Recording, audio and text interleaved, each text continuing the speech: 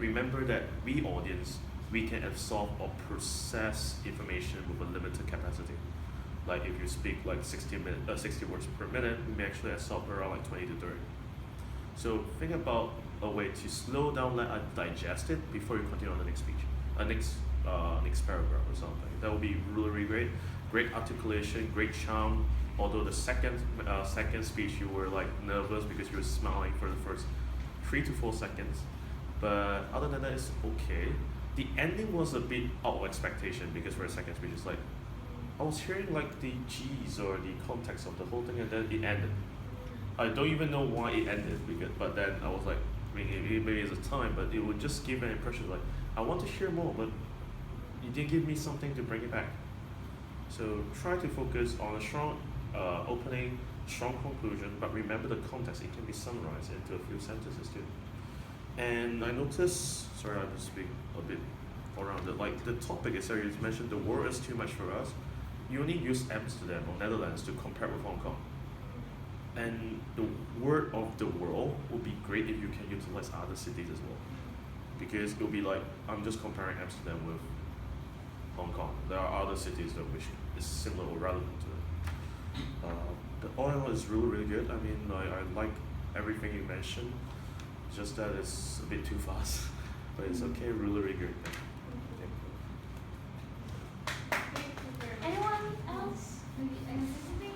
Actually, I love your speech, but I don't know much about this competition, the requirements, but just as an ordinary listener, so I think the second one is easier to follow, because in the first one I didn't really understand the fish bubble thing.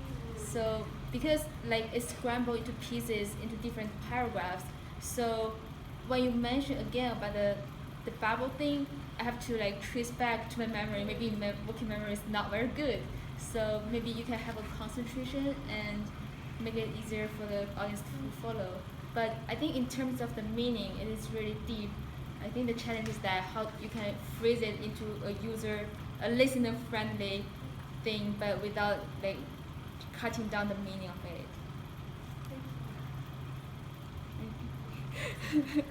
My opinion is that maybe I'm more like to the second one. I think from the perspective of the story, maybe I'm not get much point about the first story because maybe the vocabulary or something is not important.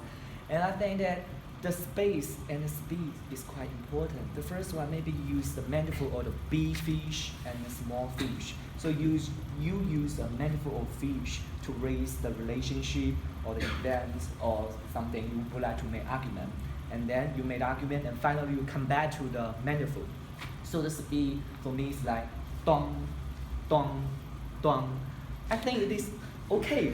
But what I like the second one is that I feel that this story is more related to you and more you express more emotions, your feelings, and in more like telling a story, just like dun dun dun dun dun dun dun. Then people will go, wow, where is the beginning? Where is the story? Where is the highlight? And the ending, I like the ending. Well, it's perfect.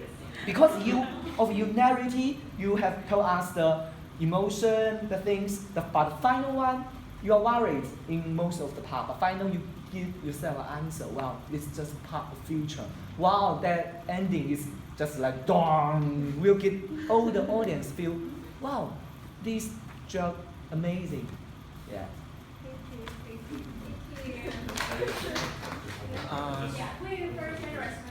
You first. Oh, just read 1 or 2 sentences. When he mentioned that, I just recalled that from your whole 2 speeches, there are only 4 items I can actually remember. The first one is fish, tortoise, duck, and moonlight. I mean, that will be like, because when you actually utilize these stories, you try to let your supportive evidence as a complement rather than become the main feature.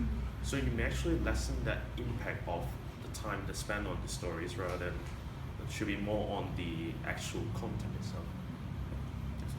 So let me share just a little bit comments. I like both of your stories, both of the speech. They're great, but I think the second one because it's more lifelike.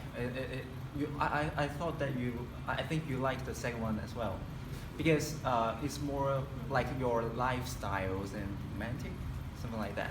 But for the first one, because I may not be very consciously listening your speech, and I really find quite hard to follow if I just miss one or two sentences.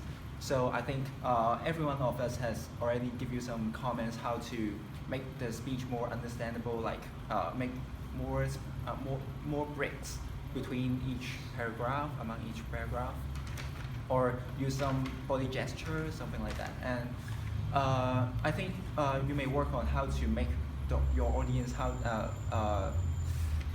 knows your stories more. Yeah. Thank you very much. Thank you very much for all your comments, and I'll incorporate them in my next draft. Yes. Thank you so much. Thank you very much.